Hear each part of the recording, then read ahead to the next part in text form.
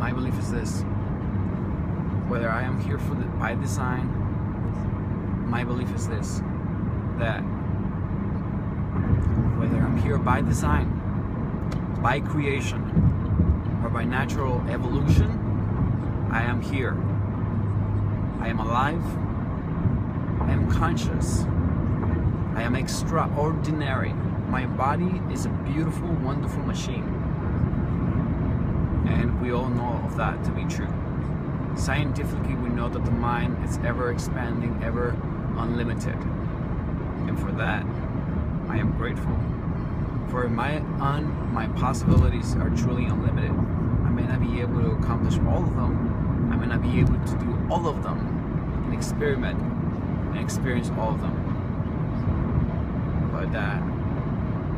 But I am able to. But I'm able to conceive the idea. I'm not even able to conceive the idea in my mind. It is therefore that I choose to be great. I choose to recognize the greatness that I am. I choose to appreciate the lineage from which I've come, whichever one it may be. I choose to be thankful for my existence, and that is the purpose of life.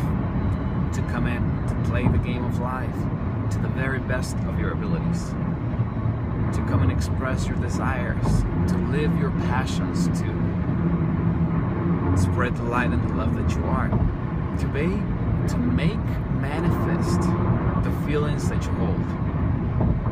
Us human, with all of our complexions, with all of our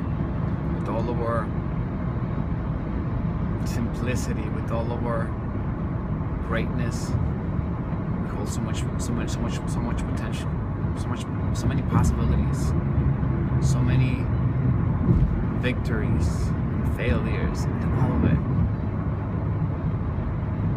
It is beautiful to be a human being. It is beautiful to be a human being. We are truly childs of the earth, whether we believe it or not, whether we accept it or not, whether we believe in a higher creator from outer space. We are truly children of the earth. We are truly children of the earth. And I believe it's time for us to begin to accept that idea, that whichever form, whichever way we came to be, we ought to be grateful for the house, for the planet that holds our existence. This is what we call home. This is the place that we've been missing out on so much, man. This is the place that truly belongs to us. For many years, for many centuries, we've treated it like someone else's house, but I think it's time for us to begin to recognize that this is our home. This is our planet. And for the time being, there's nowhere we can go, so we better start taking care of it. I am grateful for the existence of that which I am, of that which I have, and for this beautiful planet. Its beauty, magnificent, incomparable. Every planet out there holds its own beauty, but this beauty, and take a look at Mars, Venus, Jupiter, Pluto, Saturn. None of them would be able to house us so comfortably, so pure. No one would welcome us with open arms, as of yet. Not, at least not in this physical form. This earth knows us well. This earth is part of us, and we are part of it. The water that is on, the water that comprises us as well. And I'm not talking poetic, and I am far talking from being poetic, but I'm talking about science here. I'm talking about scientific things. The dust of the earth is the dust of the planet. I've heard and read a beautiful quote and poem that said, it is easy for us to look out into the cosmos and begin to see a pattern, begin to see the greatness of the greatness and beauty of it all, of the process of whatever came to happen. It is easy for us to look out into space and admire the beauty of God, of that which created whatever was created, of that which is the creation. Whether there's a creation or evolution, whatever you want to call it, doesn't matter. Doesn't matter how it came to be. The thing is that it's there. It's there. And that is what matters. And when we look at it, we still feel a certain connection of the beauty or grandness of it all. But we often forget that that we are part of the grandness and beauty of it all. Imagine, to our surprise, if there's life on other planets that often wonder and look up to the skies, that they reach a certain level of civilization and could look up at their sky and be like, I wonder if there's life out there. This is our home. This is our planet. This is the beauty that engulfs us, that nourishes us, that provides for us. Let us begin to take care of that. Let us begin to take care of our home planet. And then from then on, maybe we'll have the ability and the morality to go out and explore into other worlds with the knowing and with the reassurance of knowing that we won't go there to destroy them, that we won't go there to take the life out of it as we've done with this previous planet. So let us go out there, let us be grateful for the planet that in which we are, and let us take care of it as much as let us take care of it, knowing confidently that one day, if the future permits, we'll be able to travel to other worlds. If the technology advances, if the science becomes more imperative, we'll be able to travel to other worlds. We'll be able to travel to distant worlds, knowing that we won't go and take our low human consciousness and destroy them. I believe that that's one of the reasons that we never able to make it out of this planet. We have a 2-year-old child consciousness that we need to start maturing, and that begins with the recognition that that we're part of a creation, that we're part of a creation, we're part of a system that which we understand little, but we happen to know that we're part of it. Let us begin to integrate ourselves into all that which we are, into the wholeness of the system. Let us begin to take let us begin to take part of the system of the planet in which we begin. Why can we coexist with nature, with the plants, with the animals? It would be such more of an abundant and beautiful city and society, knowing and respecting each other for we understand that we are all part of the creation. It is time to start maturing, my friends. It is time to begin to start maturing. Whether you are a Christian, a Muslim, or you hold the philosophies of the East, the Far East, it is time for us to begin maturing and begin to start integrating the humanness, the human element, as you know who would say it. It's time to begin to integrate the human element into the system of creation.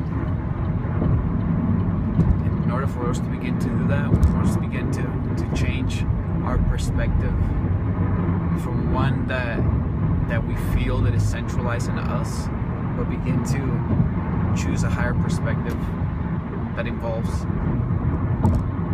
everything else, that involves the planet, that involves nature, that involves other people, that involves societies, that involves civilizations, that involves space exploration. You know what? All of this stuff. Why can we get to the point where that is feasible? And I tell you, I'm a big believer, and I know that it will happen in our lifetime. And I ask for your assistance, for your help, that if you are mind-line, that you are like-minded, that you begin to spread your light, that you begin to spread your knowledge, that you begin to take a leadership position in whatever society asks, in whatever society you find yourself into.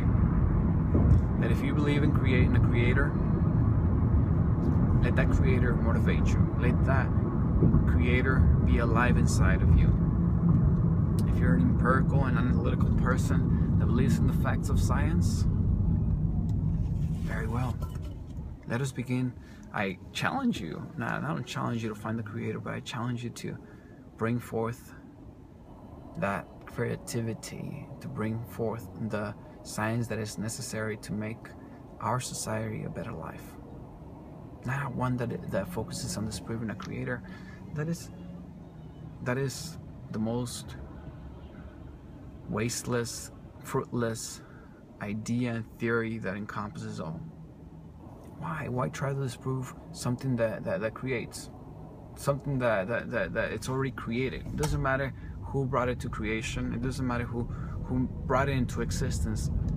What is important is that it exists, and it's our time. I believe that it's our duty to enjoy it all in a healthy, mindful way. I truly believe that once we begin to mature in our thinking, we're going to begin to see the greatness that is in all. I think we're ready. I think we are definitely ready as a society to begin to implement the changes. And as we continue to make these changes, obviously there's going to be a lot of things that are going to not go always the right way. They are going to oppose to the changes, and that is okay. That is okay. We're coming out of age of killings, of barbarism. We're coming into if you haven't noticed, we're in a new age, one where technology is improving the lives of everyone on this planet, one where we're beginning to scratch the surface of spirituality, one where science is becoming more and more important in our societies. This is not the time. These are not the dark ages.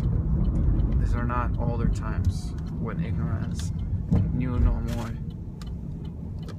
With the use of the internet, with the use of the resources that are upon us, we can now decide to be a better civilization. We can now decide to be a very social people, to be a very a better society. We have now the ability to become more. And to you, my dearest friend, I send you this message.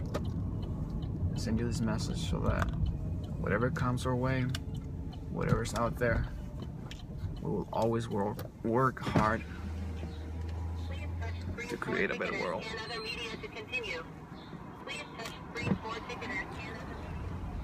And it is with this thought and this idea that I leave you with. Something radical, something out of the usual. And it is the greatness that is within me that moves me, that inspires me to be a better person, to produce a better society. And I believe that is within all of us to take part of changing the world. And as soon as we begin to take hold of ourselves, as soon as we begin to think more maturely, surely the world will become a better place. So I'll leave you with that, my friends. Stay tuned. Stay tuned. I've arrived to my destination, which is my job, and it is my dominant desire today that whoever I come across at LAX,